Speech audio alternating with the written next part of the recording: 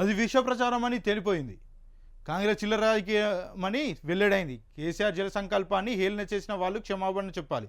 కాళేశ్వరంపై working president KTR.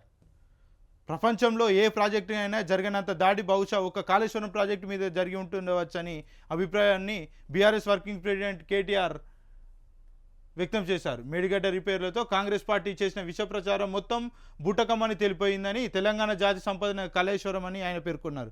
ఈ సందర్భంగా X వేదికగా ఆయన తన అభిప్రాయాలను పంచుకున్నారు. నిన్నటిదాకా మేడిగడ్డ మేడిపండులా మారింది అన్నారు.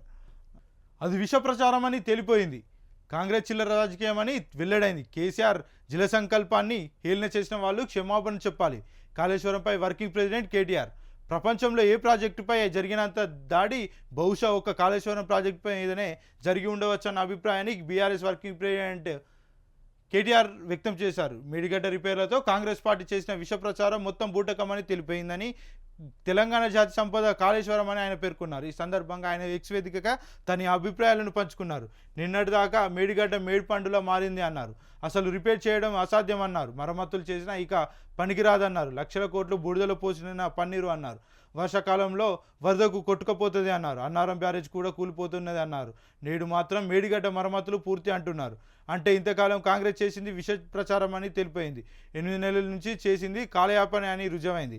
రిపేర్ల మాటున జరిగింది చిల్లర రాజకీయం అని వెల్లడైంది. ఇకనైనా కేసీఆర్ గారి జల సంకల్పాన్ని హేళన చేసిన వారు క్షమాపణ చెప్పాలి. వరప్రదాయం లాంటి ప్రాజెక్టుపై విషం చిమ్మిన వారు లింపలేసుకోవాలని అన్నారు. ఇక కల్పతరువు లాంటి ప్రాజెక్టులపై కుట్రలు చేసిన వారు తప్పు ఒప్పుకోవాలి. తెలంగాణకే తలమానికమైన ప్రాజెక్టును తప్పుపట్టిన వారు ముక్కు నేల రాయాలి. జై తెలంగాణ, జై కాళేశ్వరం అని ముగించారు.